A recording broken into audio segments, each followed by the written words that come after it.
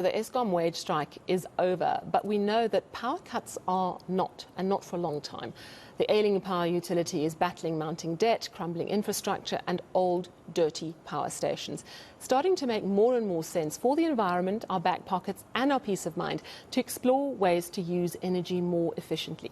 I'm joined now by Chilufya Lombe, Director of Solid Green Consulting. They offer property developers and building professionals advice on creating energy efficient structures. Chilufya, thank you so much for joining us. So, is it true that generally South African homes and offices are not built to properly make the best use of energy? Yes, well, I think in relative terms it is quite true, because we live in a place with a fantastic climate, and we've always find ourselves having to spend a lot of energy on comfort to heat and cool buildings. Offices more on always having to cool buildings, and homes a lot of times having quite a significant energy penalty for heating. So we definitely don't design accordingly for the climate that we're in. Talk to me about the kind of advice you tend to give out, and is it mostly for buildings that are going up, or can you also sort of retrofit and give advice on how to save energy better? So, I mean, it can be for either, but it's a lot more difficult to do it when a building is already built, in terms of what you would have to change.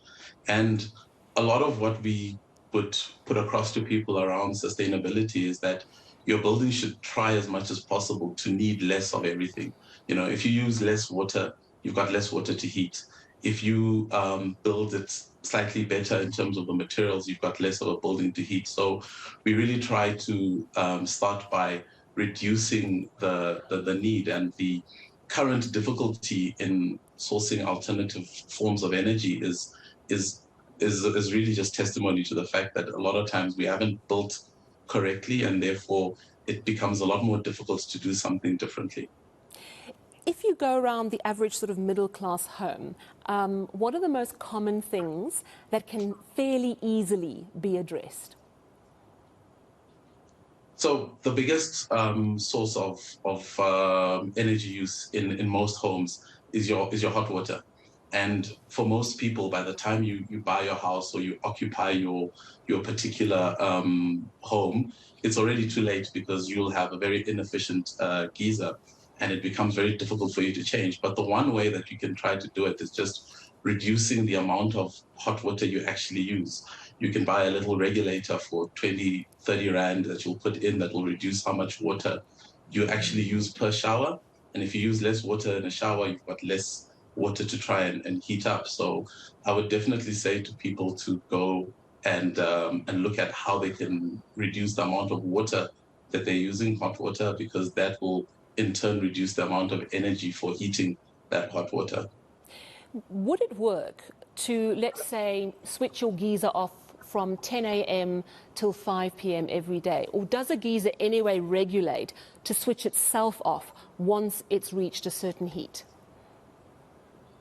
My colleagues told me not to try and get too technical, but no, please not, because I'll get confused. I think the geyser timer is one of the most difficult things to explain, and very often a geyser timer works because your geyser is already quite inefficient, because it'll lose a lot of heat even when you're not using it. So in theory, the timer shouldn't save you as much energy as it actually does, because if you heated your hot water up and it could stay hot for long enough, then it wouldn't need to switch on again. But what typically happens is that you heat it up, it cools down, heat it up, and there's a lot of inefficiencies in the way that these geysers are designed and how they deliver water.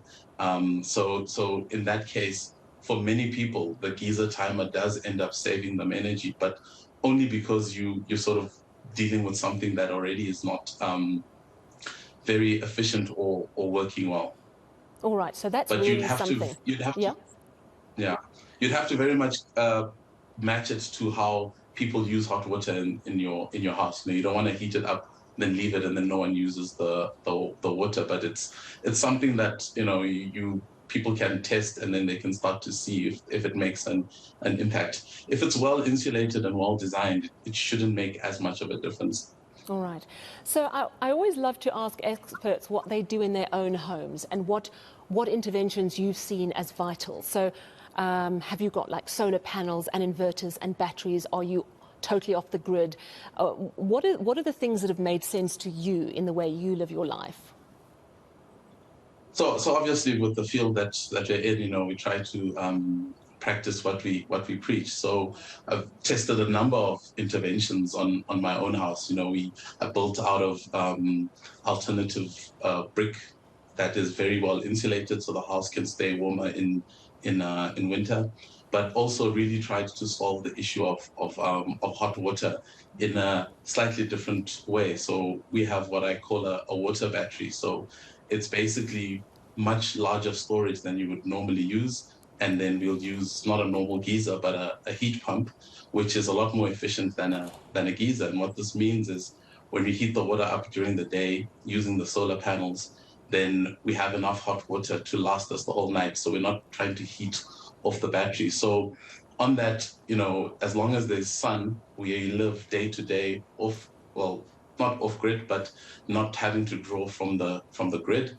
We always advise people that, trying to go fully off grid becomes difficult because then you have to deal with every eventuality yourself. If there's 3 or 4 days of no sun, then you're in trouble. But day to day, we get 90% of the time in Johannesburg, especially in winter, the sun is always shining. So we have that free source of electricity. Sounds absolutely fascinating. Thank you so much. I really appreciate your time this evening. That, of course, is Chilufya Lombe. He's Director of Solid Green Consulting. They offer property developers and building professionals advice on creating energy-efficient structures. They practice what they preach, and it makes a lot of sense. 'Tis the future, people.